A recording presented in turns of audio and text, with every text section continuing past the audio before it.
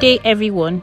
You're welcome to this week's Business and Investment Tips program, a production of Christ Church Radio with Ayodeji Ebo, an investment professional.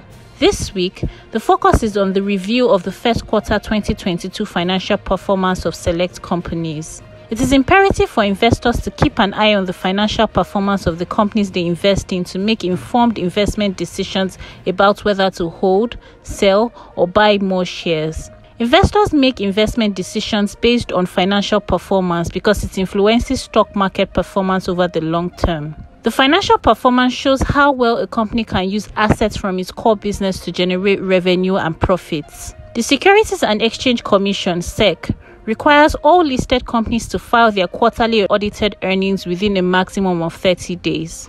The first quarter results captures a company's performance for the first 3 months of the year, offering a glimpse into the company's progress. To determine a company's direction, you typically compare its performance to previous periods. Year-on-year means comparing the period this year to the same period in the previous year. For instance, comparing first quarter 2022 to first quarter 2021 figures. 1. Telecommunications sector. The telecommunications sector posted positive numbers as well as achieved significant strides in the first quarter of 2022.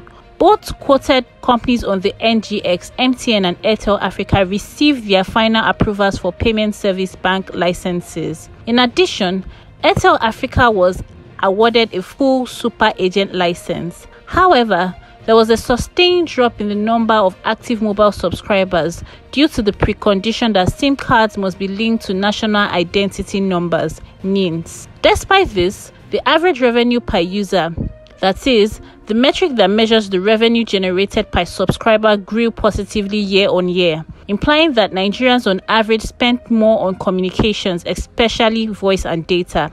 As a result, MTN's first quarter 2022 unaudited revenue and profit after tax grew by 22% and 31% year on year to 470.9 billion naira and 96.8 billion naira respectively.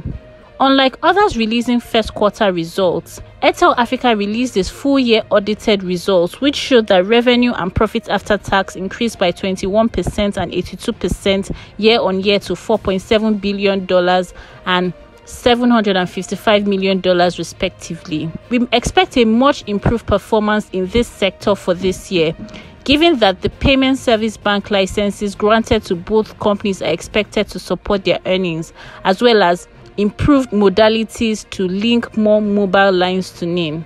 Moreover, the effort of telcos to increase tariffs by an average of 40% this year will be a major boost for the sector, given the continued rising cost of doing business in Nigeria. 2. Brewery sector. The brewery sector, a subgroup of the consumer goods sector, delivered strong double-digit earnings on the back of stronger domestic demand for their products and increase in product prices. This led to a significant rally in the share price of all the companies listed in the brewery sector in the last few weeks. For Guinness, its unaudited first quarter 2022 revenue and profit after tax spiked by 18% and 200% year on year to 50 billion naira and 6 billion naira respectively. Nigerian breweries unaudited first quarter 2022 revenue and profit after tax increased by 30% and 78% year on year to 137 billion and 13 billion naira respectively. Investors looking to invest in this sector should exhibit caution and allow for slight price corrections before investing in the sector. 3. Banking sector.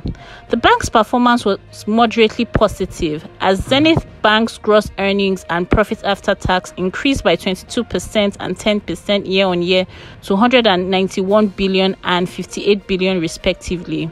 GTCO's gross earnings rose by 11% year on year to 117 billion. However, its profit after tax declined by 5% year on year to 43 billion naira. Meanwhile, Access Corp's gross earnings and profit after tax were up 33% and 9% year on year to 295 billion naira and 57 billion naira respectively. Similarly, Stanbic's gross earnings and profit after tax advanced by a stellar 48% and 34% year on year to 67 billion and 15 billion respectively. 4. Consumer goods sector. The fast-moving consumer goods sector recorded a largely positive financial performance due to the inelastic demand for the product. This is when consumers' demand for a product does not significantly change despite an increase in price. Nestle recorded a positive performance in both revenue and profit after tax, with a growth rate of 26% and 45% year-on-year to 110 billion naira and 17 billion naira respectively. Boa Foods posted its first quarter 2022 results with a growth of 28% and 16% year-on-year to 90 billion naira and 25 billion naira respectively.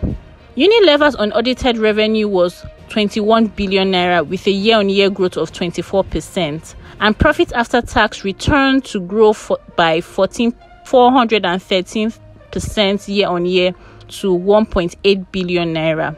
We anticipate a mild slowdown in demand due to high inflation rates that would negatively impact the purchasing power of consumers. We await the half-year 2022 earnings and corporate actions, that is, dividend declaration of the major banks. Remember that investments in stocks may not guarantee capital preservation, but it can offer a higher return than fixed income. You can allocate a portion of your portfolio to stocks based on your risk appetite and age. Thank you for listening. Please join us same time next week for another exciting and insightful session. For questions, comments, and feedback, kindly forward to info@getfinanceandinvestmenttips.com or send SMS to 0708 246 3747. Stay blessed.